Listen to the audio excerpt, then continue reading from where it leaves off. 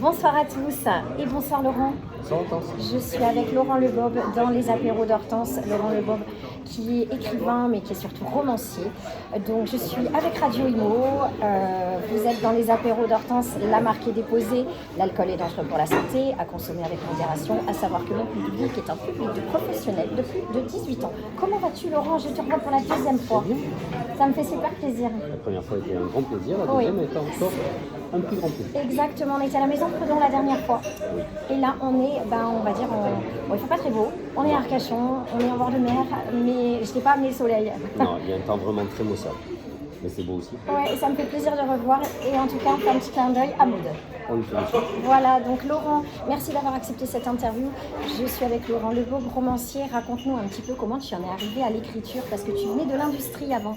Oui, pendant 16 ans, plus de 16 ans, j'ai officié dans l'industrie du transport et de la logistique, sur le plan national.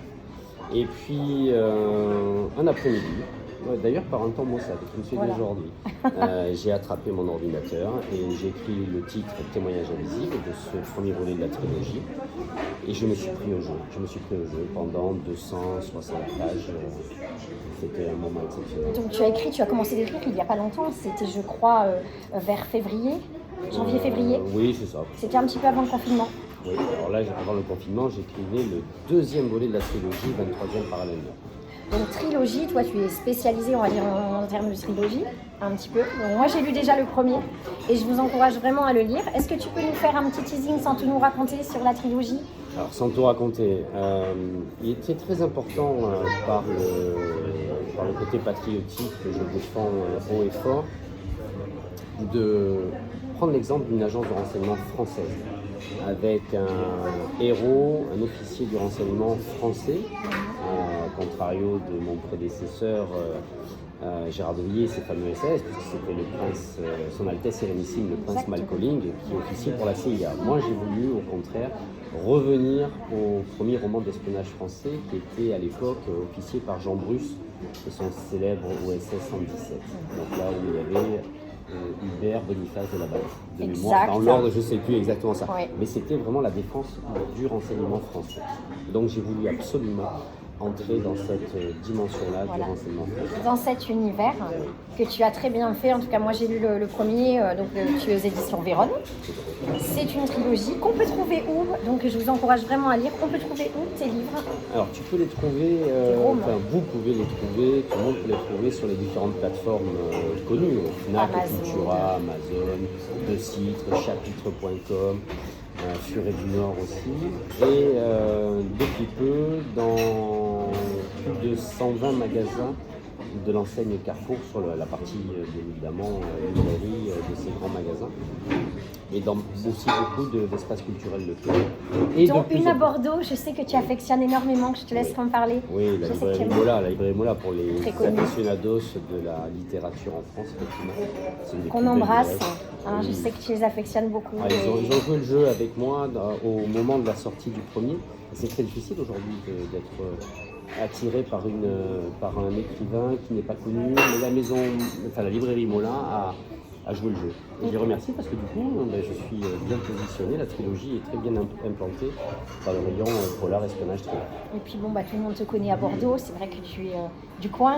Oui, du coin. Et les gens t'affectionnent beaucoup en tout cas, et c'est vrai, ils sont très gentils et te disent toujours plein de compliments, d'ailleurs je pense également. Tu écris en ce moment un deuxième. Quatrième.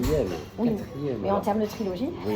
Alors, je ne sais pas s'il débouchera sur une trilogie, je ne pense pas. D'accord. Pour plusieurs raisons. Là, j'ai envie de lancer une saga.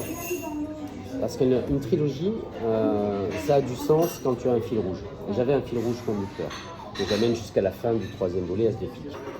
Là, je pars dans un univers qui est vraiment très ciblé, monde de la très haute finance, à qui une mission est confiée par le premier ministre de la France, à l'officier, le héros récurrent, le capitaine.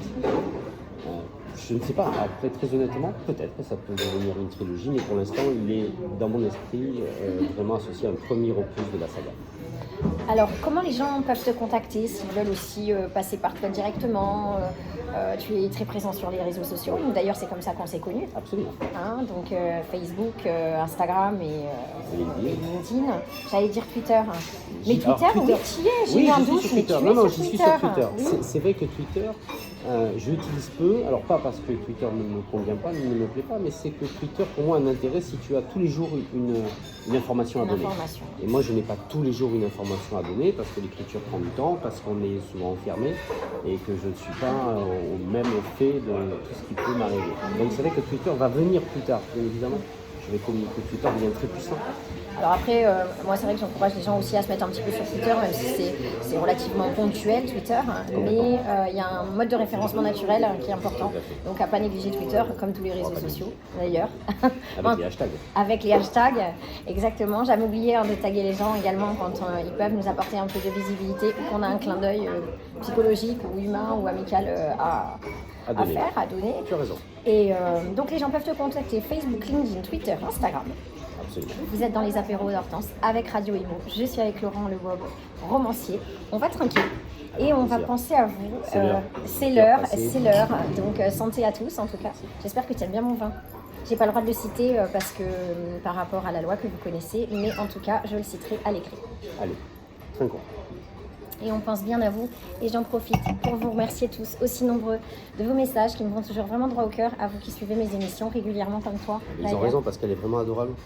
Hortense est adorable. Écoute, réciproquement. Merci. Ça me fait plaisir de te revoir.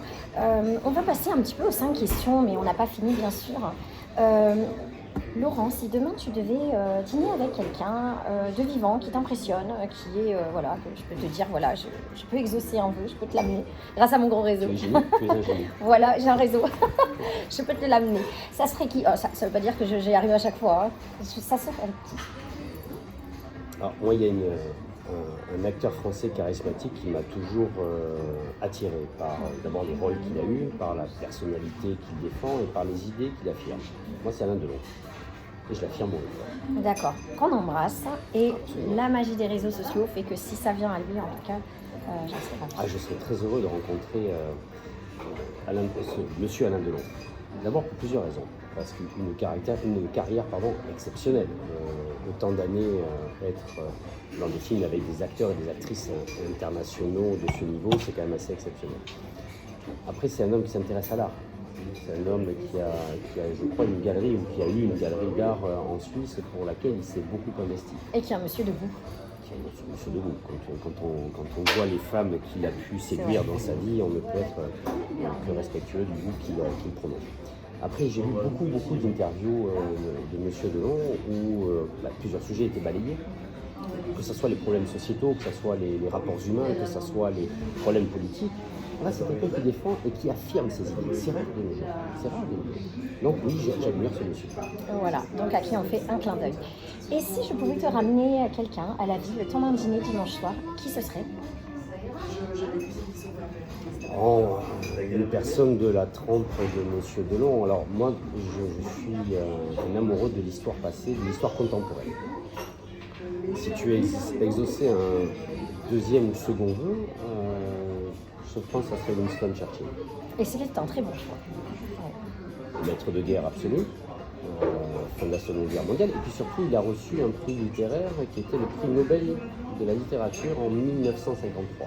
Donc j'ose juste dire que j'ai un tout petit point commun avec Winston Churchill, qui a été un maître de guerre absolu et qui a fait aussi la fin de la Seconde Guerre mondiale pour l'Angleterre, qui a usé de talent vraiment de maître de guerre. Et pour 2020, maintenant 21, parce que 2020, on a hâte d'ailleurs un petit peu qu'il se termine. J'ai un très très fort soutien, un message pour les restaurateurs et les artistes soutien total aux restaurateurs et aux artistes. On est là c'est pour ça qu'on a décidé de le faire aujourd'hui dans un bar. Parce dans que... une brasserie connue sur Arcachon ici, qui est le Café de la Plage. Et on souhaite de retrouver la lettre de noblesse d'avant le confinement, d'avant la période Covid-19. Et oui, il faut soutenir cette profession qui va encore souffrir de longs mois. Donc soutien aux restaurateurs et aux artistes, évidemment qu'il faut respecter les gestes barrières, mais il faut vivre, il faut rire, il faut aimer, il faut aller voir nos amis, mais tout en respectant les gestes barrières. En tout cas, essayer de continuer à vivre normalement. Donc qu'est-ce que je te souhaite pour 2021 ?